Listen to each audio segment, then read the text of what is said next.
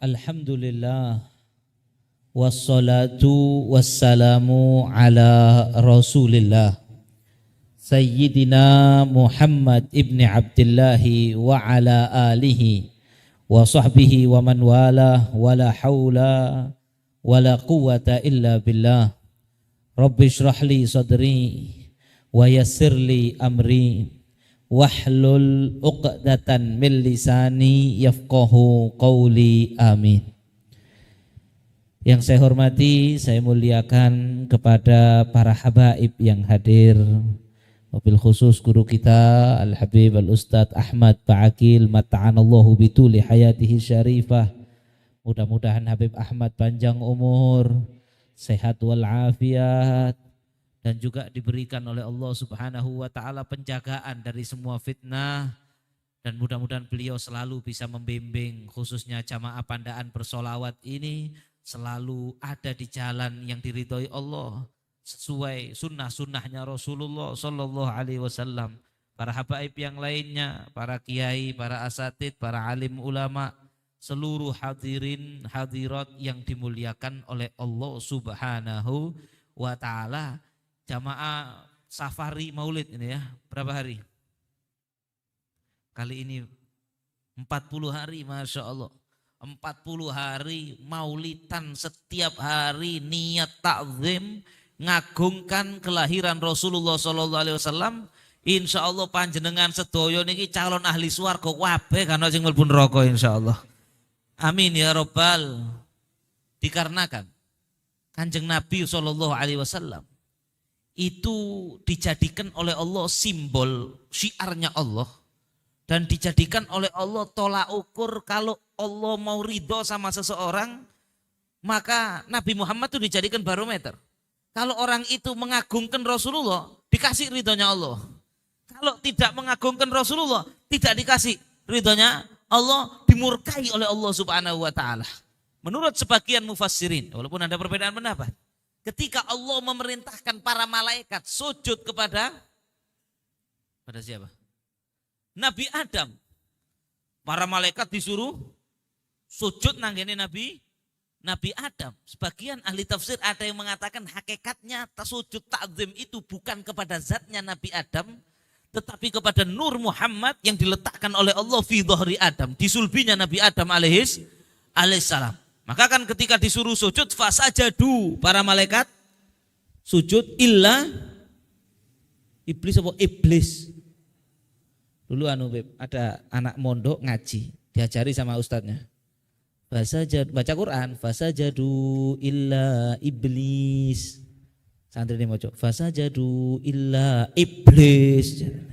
Bukan begitu le, gini loh, fasajadu illa iblis. Fasajadu illa iblis, bukan iblis. Anu yai, kalau iblis itu kurang mantap, soalnya jahat iblis nih. Nanti kalau iblis kurang mangkal soalnya iblis.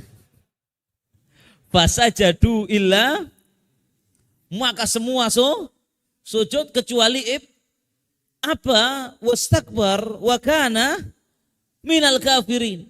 Iblis itu menolak sujud, maka dan dia merasa sombong, merasa lebih baik dari Adam, maka dia minal kafirin dan dilaknat oleh Allah, dan gak main-main. Nasibnya iblis itu jomplangnya itu gak main-main. Kalau ada orang itu habis pakai Nmax terus pakai Vario, itu gak pati jomplang. Mudun-mudun beat ya sih gak pati jomplang. Tapi kalau ada orang habis punya Ferrari terus menenim bambong, jomplang sekali. Iblis itu jomplang. Mulai tinggal di mana? Tinggal di surga, ibadah sama Allah di surga 800 tahun dalam satu riwayat. Cuman gara-gara tidak mau sujud itu, kata Allah, laknati alaika ila yaumiddin. Wah iblis, kamu saya usir dari surga, tak laknat sampai kiamat kamu. Menurut sebagian pendapat yang tadi itu. Nah, disuruh hormat sama nurnya Rasulullah yang ada di dhahar Nabi Adam SAW, Nabi Adam alaihissalam. Maka Allah itu menjadikan Kanjeng Nabi, kalau sudah ada orang kurang ajar sama Kanjeng Nabi, tidak mau hormat, langsung diusir dari rahmatnya Allah, koyok-koyok diharamno swarga. Abu Lahab, kenal Abu Lahab sama? Kenal di mana? Gak kau melok mancing di sini Abu Lahab, enggak. Abu Lahab itu kan ceritanya itu kan pamannya Nabi. Terus Rasulullah itu ketika mendapat perintah dari Allah untuk menyampaikan wa anzir ashiratakal aqrabin, dikumpulkan itu semua suku-suku Quraisy. Kemudian kan Nabi ngomong kurang lebih begini, saya diutus Allah, kalau saya ngomong sebelum itu kalau saya ngomong di belakang ini ada musuh mau nyerang, apa kalian percaya? Ya kita percaya. Kemudian Nabi mengatakan saya diutus Allah, kalian hanya boleh menyembah Allah, tidak boleh menyembah selain Allah. Di belakang kalian kalau kalian ngeyel nyembah pada selain Allah, kalian akan masuk neraka. Dimasukkan gini. Yang pertama komen siapa? Abu Lahab. Abu Lahab komen gini, tabban laka ya Muhammad. Itu lek jare wong pandaan ini misui. Bukan miksui es krim itu bukan. Misui. Misunya orang Arab itu diantara misui tabban laka. Apa artinya tabban laka itu? Celaka kamu ya sebenarnya. Celaka kamu wahai Muhammad. Alihadza jama'atana. Apa gara-gara ini kamu mengumpulkan kami? Katanya Abu Lahab, jangan pakai kamu mengajak kita untuk berhenti memberikan sesajen kepada berhala. Nanti jin-jin yang menjaga berhala itu marah, nanti ganggu kita. Jadi Abu Lahab itu tidak mau beriman bukan karena fanatik sama menyembah berhala, lah. Cuman dia tahu kalau berhala itu ada jin-jin yang nunggu sesajen, nanti kalau nggak dikasih, nanti jin yang ganggu. Jadi tetap mending aman. Wis aja golek perkara wae Muhammad. Lah wong menungso dimbek jin. Padahal sampean lek ngoco sereman sampean ambek jin kadang-kadang.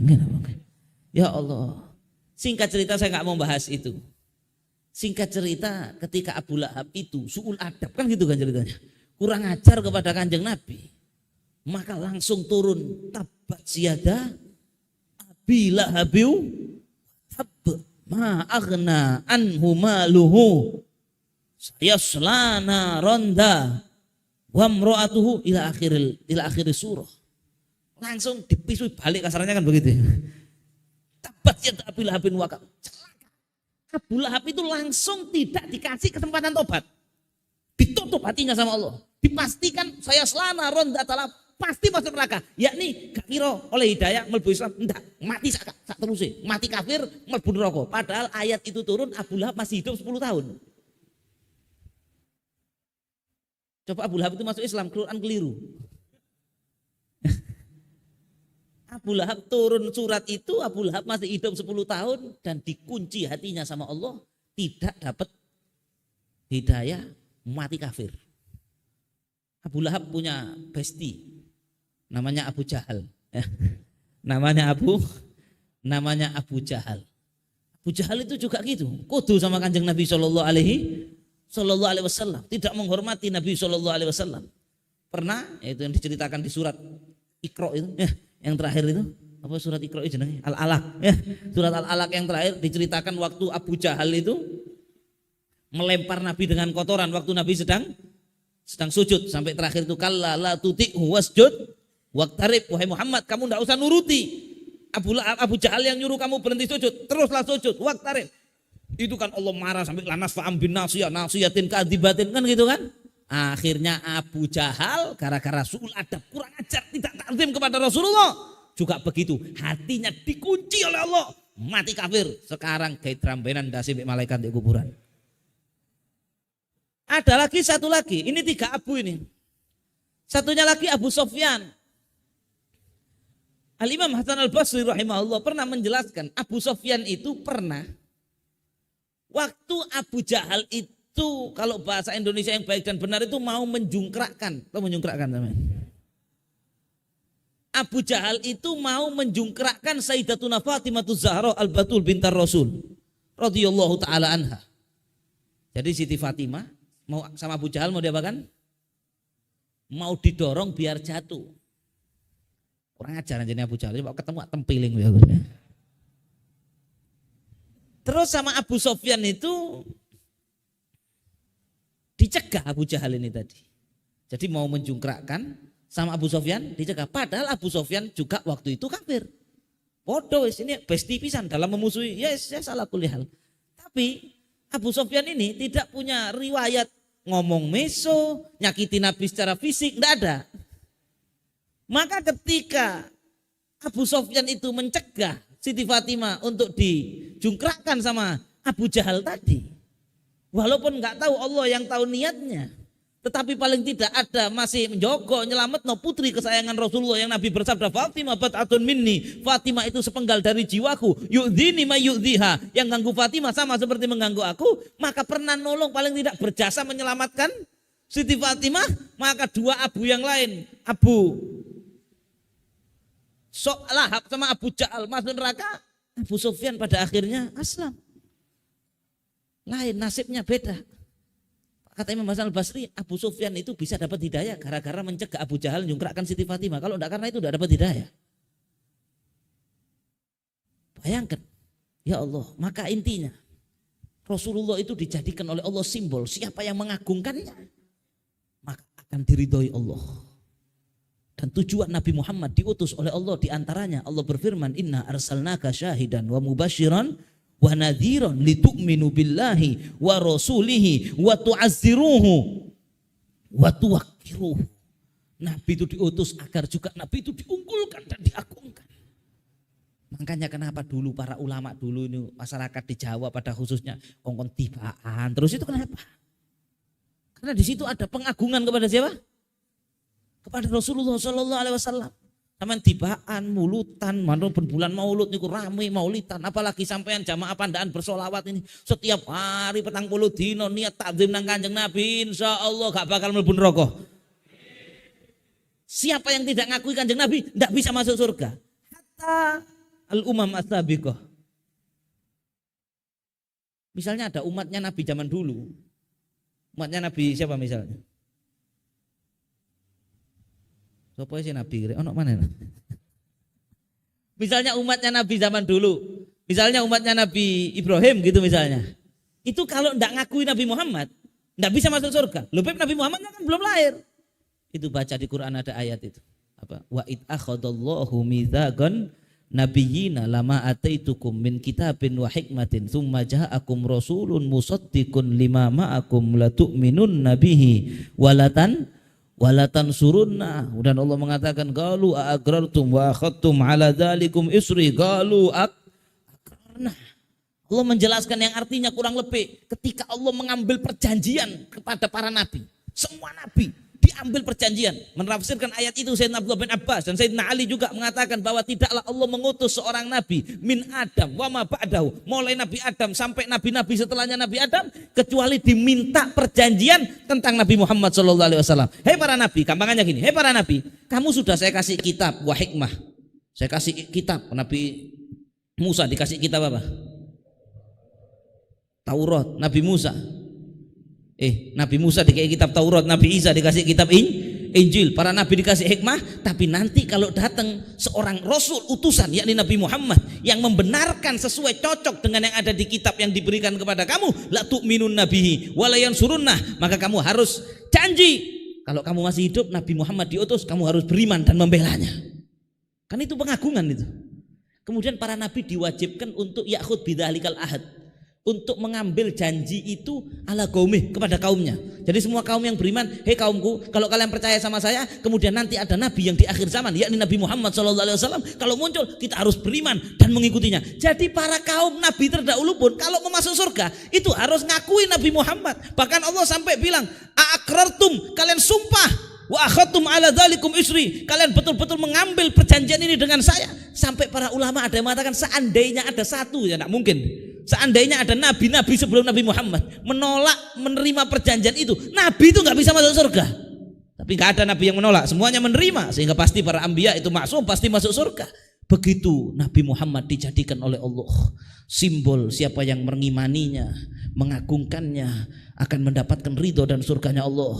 Yang tidak mau mengimani, nggak ngakui, apalagi kurang ajar, tidak bisa mendapat ridhonya Allah. Nah yang diagungkan apanya? Ya semuanya, Nabi Muhammadnya, apapun yang berhubungan sama Nabi, sahabatnya, ya kita mengagungkan para sahabat-sahabat Rasul, ahlul baitnya, keluarganya Nabi Muhammad SAW, anak cucunya. Ini orang beriman, ya biasa. Engko ono sing mengagungkan, ono sing ono wong muhibbin nang anak putune Kanjeng Nabi, ono sing benci, biasa itu sudah. Ya yang muhibbin masuk surga, sing membenci, wallahu a'lam ya. Ada min alamatin nifaq. Masya Allah. Pokoknya yang berhubungan sama Kanjeng Nabi diagungkan. Sampai orang yang betul-betul memahami hakikat ini, Itu sampai ngagungkan umatnya Nabi. Pokoknya umatnya Nabi dimulyakno. Kenapa? Umatnya Nabi Muhammad. Lah wong Allah aja gitu kok. Iya Bang enggak? Allah itu kan mengistimewakan umatnya Nabi Muhammad. Dulu sering kita bahas kan, Allah mengistimewakan umatnya Nabi Muhammad, dijadikan khairu ummatin, sebaik-baiknya umat. Enak umatnya Nabi Muhammad, digampang diampuni, sama Allah diistimewakan. Maka kalau kita paham, kita itu ke umatnya Nabi Muhammad itu takzim. Masih wong rada ngregetno wis. Aku seneng mangkel mbek wong iku, tapi apa umatnya Nabi Muhammad wis gak apa wis. Ana tangga ngregetno ngono ya. Isuk nyetel lagu banter ganggu. Aslinya mangkel aku, tapi aduh setonggone, tapi ikulah umatnya Kanjeng Nabi. Terus melihat umatnya Kanjeng Nabi itu dengan pandangan syafaqah. Kalau sampean bisa begitu muluk derajat sampean. Melihat umatnya Nabi itu dengan pandangan seakan re umatnya Kanjeng Nabi gak sholat. Seakan re umatnya Kanjeng Nabi karaokean tok ae. Ya Allah, seakan re umatnya Kanjeng Nabi ngeslot wis paris gak usah misalnya PBS sudah steril ya, sudah steril sudah, alhamdulillah ya. Mulai biyen ngomong slot tok balik-balik kesel kan nggih Bang nggih. Ya Allah, sakene rek umatnya Kanjeng Nabi tidak menutup jadi melihat tuh kesian, akhirnya ada kepedulian untuk nasihati, menyentuh hatinya, dijak nang majelis, ya apa caranya biar dia itu selamat. Kesian kalau dia nggak selamat. Maka kalau sampean sudah bisa begitu, sampai bisa welas kepada setiap muslim, sudah diwali sampean. Loh, kula niki gak mungkin dadi wali lo. Jangan kecil hati, siapa tahu, ya Banda. Siapa tahu. Lebih mudah jadi wali Allah daripada wali kota. Wali kota bondone akeh, katanya Habib tadi ya, katanya nyalono wali kota bondone akeh, angel resiko mlebu neraka barang lek gak tepak. Dadi wali sampean, Masya Allah. Lek kate dadi waline Gusti Allah, pokok perintahe dilakoni, ngagungno Kanjeng Nabi, di antaranya itu di rahmah bikulli muslim. Inna abdal ummati la yadkhulunal jannah bi kathratis shalah wala shiyam, kan gitu kan? Walakin bisa salamati sudur wa sakhawatin nufus war rahmah bikulli muslim. Para wali-wali abdal umatku itu tidak menjadi tinggi derajatnya karena banyak salatnya, karena puasa sunnahnya, salat sunnahnya, bukan, tapi di antaranya lek delok wong muslim sakit. Lihat yang soleh tapi kesusahan dunia seakan, lihat yang fasik seakan, lihat yang dolim, ini berat ini. Bisa sama seakan nang wong dolim.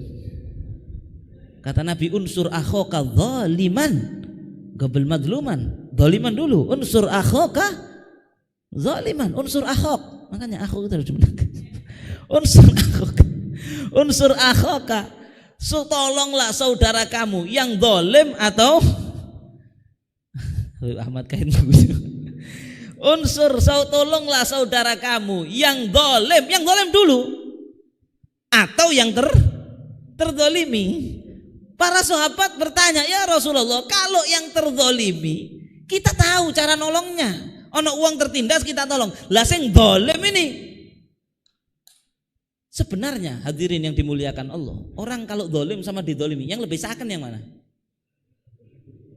Enggak, keliru sama sing dolim yang lebih seakan. Tak kasih contoh sampai, misalnya saya ini dukun santet, misalnya potongan aku gak potongan. Misalnya saya dukun santet, terus saya nggak seneng sama satu orang, sopo misalnya Habib Ahmad, tak santet aku, puff, loro Habib Ahmad. Loro pas lali gak mau rotim mang misalnya ya, bentino rotim insya Allah selamat. Loro Habib Ahmad sakit, paling mentok apa? Mati, betul apa tidak? Tapi Ahmad semakin sakit, tambah wiritan tok, tambah eling Allah, sabar sih ketetapannya Allah, aku kena seret, mati. Apa yang terjadi setelah mati? Husnul khotimah, ya Banda. Wena, bahkan mungkin sakitnya gara-gara kena santet itu tadi menjadi pelupur-pelupur dosa manusia, kan begitu ya, derajatnya diangkat di kuburan, wis tenang, wis aman nyaman. Sing nyantet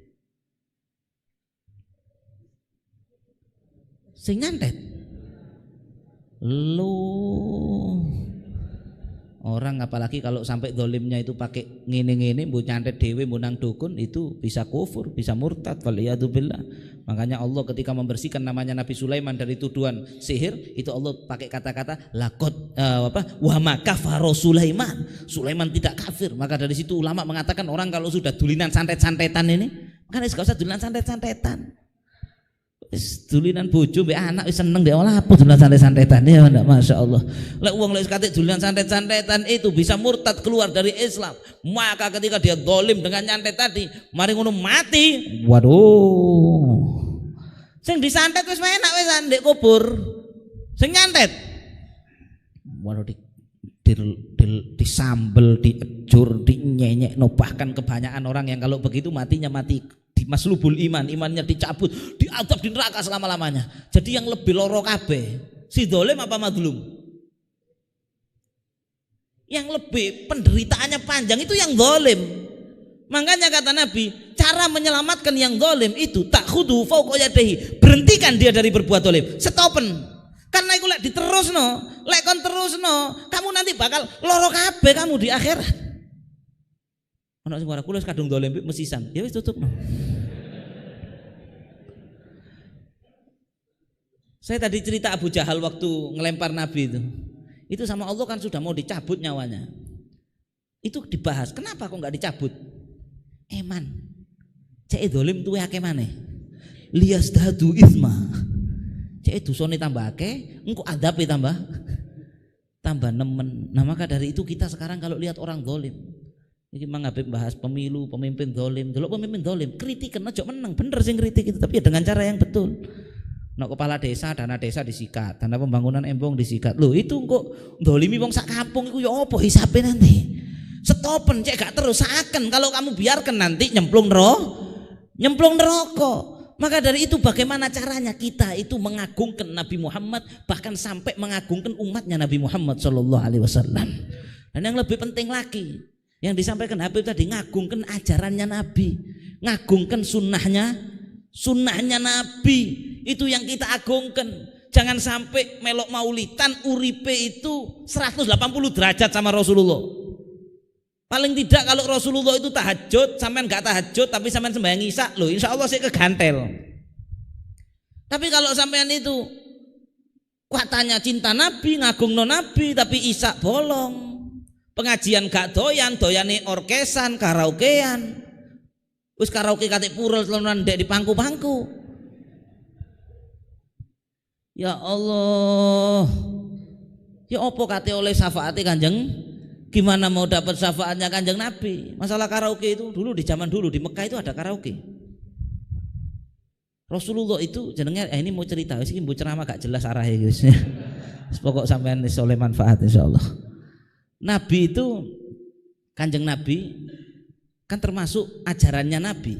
Nabi diarahkan oleh Allah untuk mengharamkan minuman keras, perempuan yang mengumbar aurat. Ini harus disterilkan. Nabi Muhammad diutus untuk mensterilkan itu. Maka diantara salah satu wujud kita mengagungkan Kanjeng Nabi, kita mengagungkan dan melanjutkan apa yang telah diperjuangkan Nabi. Dalam waktu itu Nabi mensterilkan Mekah dari karaoke wala ali wasobi. Dulu orang Mekah itu kalau ada acara itu mesti ngundang biduan. Jadi berarti alhamdulillah ngundang biduan termasuk sunnahnya orang Mekah. Ya sunnahnya Mekah jahiliyah. Ngundang biduan katoke enggak katik katok zaman biyen pakai rok panjang tapi suwe. Wetenge ketok joget.Ului. Mari ngono sing golongane garangan lanang-lanang itu sambil minum khamr apa? Nonton. Ono sing nyawer wis padha. Kelas. Rasulullah masih muda itu pernah pingin hadir. Ada riwayatnya itu bebe. Ojo diwaraku menghina Rasulullah faliyatu billahi min dzalik. Nabi itu masih muda lah. Dulu itu mungkin gini ya, mungkin temen terus itu biasanya malam manten. Jadi besoknya manten, malamnya ada acara seperti itu, anak muda-muda ngumpul. Nabi Muhammad tuh mulai kecil nggak pernah ikut sama sekali. Dibilangin sama teman-temannya, ayolah ikut. Nabi itu dulu alasannya saya punya tanggung jawab ngembala kambing. Belum diutus jadi rasul beliau. Tapi lihat dijaga oleh Allah Subhanahu wa taala daripada perkara yang seperti ini. Maka Nabi SAW suatu saat ngomong sama temennya, tolong kambing saya jagakan, itu saya mau hadir acara itu. Maka Nabi berangkat. Subhanallah, belum nyampe tempat ketiduran. Lek sampean mang jare Habib Ahmad lek maca wirid keturun. Lek kate budal ngono biasa gak keturun sampean ngene wong. Ini bedanya, Kanjeng Nabi waktu itu berangkat, begitu mendekati lokasi belum sampai, bahkan ada yang mengatakan Nabi baru sampai rumah pertama dari kota Mekah, Nabi tidur di tepi lorong gitu, senden di tembok, tidur, bangun, acaranya sudah buyar. Mudah-mudahan sampai yang ngono lek ati niat teko ngono, tapi gak ono insyaallah.